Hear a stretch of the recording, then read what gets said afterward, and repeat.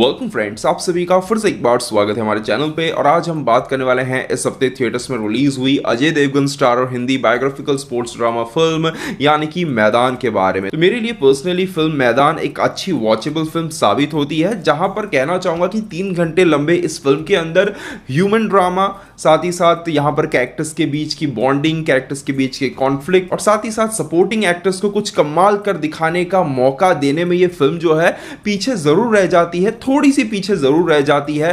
पर यहां पर अजय देवगन की एक बहुत ही सिंसियर और सॉलिड परफॉर्मेंस, कुछ कमाल तरीके से प्रेजेंट किए गए मैचेस और ए.आर. रहमान का बहुत ही कमाल का बैकग्राउंड म्यूजिक, कुल मिलाकर इस फिल्म के अंदर कुछ ऐसे मोमेंट्स दे जाता है जो सही में काबिले तारीफ है। देखा जाए तो फिल्म की कहानी इस तरीके से ही है कि चाहते ना चाहते हुए भी जो है इस फिल्म को जो है उस रूटीन टेम्पलेट को फॉलो करना ही पड़ता, जिस टेम्पलेट पर ऑलरेडी जो है काफी फिल्में बन चुकी हैं। पर कहना चाहूंगा कि कहीं ना कहीं यहां पर राइटर और डायरेक्टर ने कुछ बहुत ही रूटीन से रूटीन चीजों को भी जो है बहुत ही स्मार्टली हैंडल किया है। उन्हें उन चीजों को कहानी में रखना था, पर उन्हें कहीं ना कहीं इस चीज का पता था कि ऑडियंस इन चीजों को देखते हुए ऊब चुकी है, तो बहुत ही कमाल तरीके से उन चीजों को यहां पर फिल्म में हैंडल किया गया है। उदाहरण के तौर पर एक लड़का यहां पर टीम के अंदर आता है जो टीम के साथ जुड़कर खेलने की जो है कोशिश नहीं करता है, वो केवल अपने आप को ही हर बार जो है आगे रखकर अपने आप को ही प्रेजेंट करने की कोशिश कर रहा होता है। इस तरीके के सीन्स हमने काफी बार जो है फिल्मों में देखे हुए हैं। एक प्लेयर रहता है जो अपने आप को सबसे ऊपर समझता है, पर बाद में जो है कोच के द्वारा उसे जो है सही सीख मिलती है। तो इस तरीके का ही सीन और मोमेंट जो है इस फिल्म के अंदर भी है। पर यहां पर अच्छी बात यह है कि यहां पर उस सीन को रखते हुए भी अगर आप देखोगे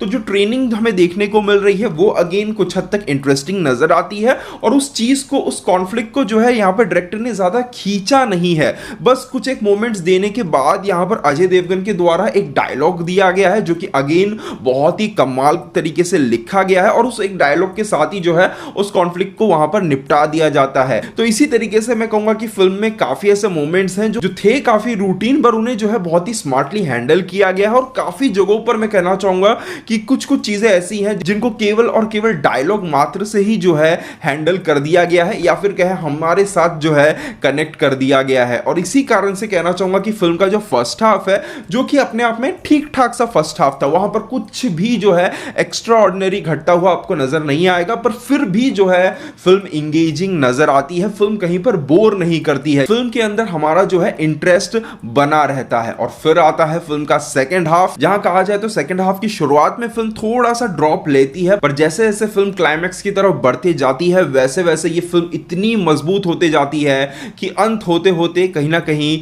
वो सेटिस्फैक्शन जो आप एक स्पोर्ट्स ड्रामा फिल्म से एक्सपेक्ट कर रहे होते हो वो ये फिल्म आपको दे जाएगी। सेकंड हाफ देखा जाए तो मैक्सिमम यहां पर मैचेस के द्वारा ही कवर किया गया है, और हर मैच जो है काफी इंटरेस्टिंग यहां पर नजर आता है। आप देखोगे तो इन मैचेस के दौरान जो कैमरा वर्क हमें देखने को मिलता है, उसके साथ ए.आर. रहमान का जो बैकग्राउंड म्यूजिक हमें सुनने को मिलता है वो जस्ट कमाल का था। फिल्म में एक सीन है जहां पर एक कैरेक्टर के सर पर चोट लग जाती है, और उसके बाद अजय देवगन का एक डायलॉग आता है कि इसका हिसाब मुझे चाहिए। और उस डायलॉग के बाद आप यकीन नहीं मानोगे, ए.आर. रहमान एक ऐसा बीजीएम यूज करते हैं जिनको उन्होंने पूरी फिल्म में मेरे हिसाब से सिर्फ उसी सीन, उसी पर्टिकुलर सीन के लिए ही रखा था।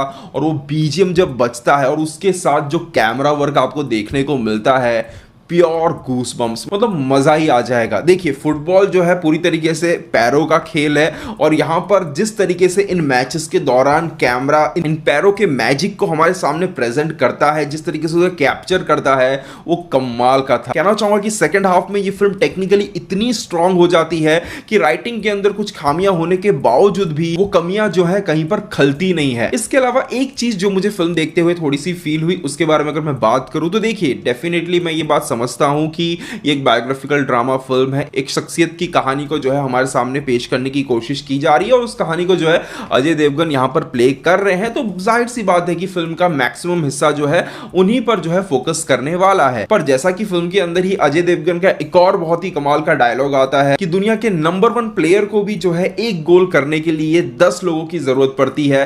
तो यहां पर भी अगर आप देखोगे तो फिल्म की जो कहानी है वहां पर अजय देवगन के लाइफ का एक ही गोल गोल है और शायद ये आखिरी ही गोल है। तो इस गोल को अचीव करने के लिए इन प्लेयर्स का एक जो है बहुत ही इंपॉर्टेंट रोल था। तो मुझे पर्सनली ऐसा फील हुआ कि इन प्लेयर्स को भी जो है थोड़ा सा स्पेस देना चाहिए था। इनके और अजय देवगन की कैरेक्टर के बीच की जो बॉन्डिंग है उसे, या फिर इनके पर्सनल लाइफ में अगर कुछ कॉन्फ्लिक्ट है उसे, या फिर उनकी कोई पर्सनल एक जर्नी हो। मैं ये नहीं कहता हूं कि हर एक कैरेक्टर की जर्नी को हमारे सामने रखे, पर कुछ कैरेक्टर जो बहुत ही इंपॉर्टेंट रोल यहां पर प्ले कर रहे हैं, जिन पर सबसे ज्यादा 2-3 कैरेक्टर्स हैं जिन पर फोकस होता है, तो उनकी कहानी को अगर थोड़ा सा जो है यहां पर दिखाने की कोशिश की जाती अच्छी तरीके से, तो मेरे हिसाब से बेटर हो सकता था। डेफिनेटली अजय देवगन और कुछ एक आध कैरेक्टर्स हैं जिनके बीच में इनिशियली जो है कुछ ऐसे सीन्स हैं जो काफी हद तक इमोशनल थे, पर मेरे हिसाब से उन्हें थोड़ा और अगर डेवलप किया जाता तो कहानी के अंत में जो है एक सॉलिड इंपैक्ट, या फिर कहें जो इमोशनल इंपैक्ट रहता है पर्टिकुलर कैरेक्टर का, वो मेरे हिसाब से ये फिल्म छोड़ सकती थी। क्योंकि मुझे पर्सनली फिल्म देखते समय जितना अजय देवगन के प्रति मैं केयर कर रहा था या फिर फील कर रहा था, उतना किसी एक पर्टिकुलर प्लेयर को लेकर जो है मैं फील नहीं कर रहा था, जो कि मुझे लगता है कि फील करना चाहिए था। तो ये एकमात्र चीज है जो फिल्म देखते समय मुझे थोड़ी सी खली, जिस कारण से जो एक इमोशनल एंगल मैं एक्सपेक्ट कर रहा था, स्पोर्ट्स के अंदर तो है ही, बट एक ह्यूमन इमोशंस जो मैं एक्सपेक्ट कर रहा था वो मुझे थोड़ा सा मिसिंग फील हुआ।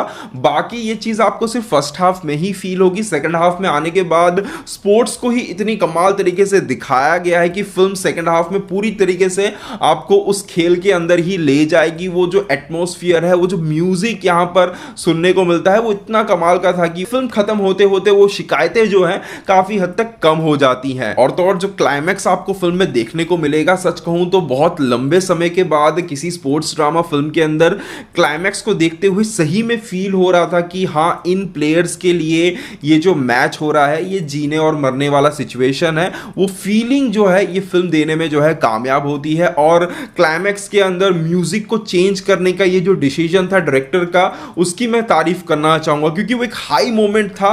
उस हाई मोमेंट को दबाते हुए जो म्यूजिक यहां पर चेंज होता है और उस वातावरण को क्रिएट करने की जो कोशिश की जाती है कि यहां पर प्लेयर्स अब जो है इस गेम को गेम की तरह नहीं, एक जंग की तरह लड़ रहे हैं, जिनके लिए ये समय क्या चल रहा है, किससे वो लड़ रहे हैं, किसके साथ मैच चल रहा है, क्या सिचुएशन है, कुछ नहीं, वो बस लड़े जा रहे हैं। तो वो जो फील यहां पर क्रिएट करने की जो कोशिश की गई है ना, वो कमाल की थी। तो ओवरऑल यही कहना चाहूंगा कि कुछ नोटिसेबल फ्लॉज के साथ भी जो है फिल्म मैदान एक अच्छी वॉचेबल फिल्म साबित होती है। जहां पर मैं कहना चाहूंगा कि आज की डेट में 3 घंटे के रन टाइम के साथ आई फिल्म अगर इंगेज कर पाने में कामयाब होती है, तो वहीं पर वो फिल्म जो है 50% सक्सेसफुल हो जाती है और ये फिल्म वो कारनामा करने में कामयाब रहती है। एट द सेम टाइम खत्म होते होते आखिरी के जो 30-40 मिनट हैं वो तो कमाल के हैं ही। तो फिल्म से मैंने पर्सनली ज्यादा कुछ एक्सपेक्ट किया नहीं था। मैं पर्सनली फुटबॉल वगैरह देखता नहीं हूं, मेरी फुटबॉल की नॉलेज ऑलमोस्ट जीरो ही है। उसके बावजूद भी मैं कहूंगा कि फिल्म को मैंने काफी इंजॉय किया। हालांकि गेम को लेकर कोई ज्यादा टेक्निकल चीजें यहां पर रखी नहीं गई हैं, तो कोई भी मेरे हिसाब से इस फिल्म को जो है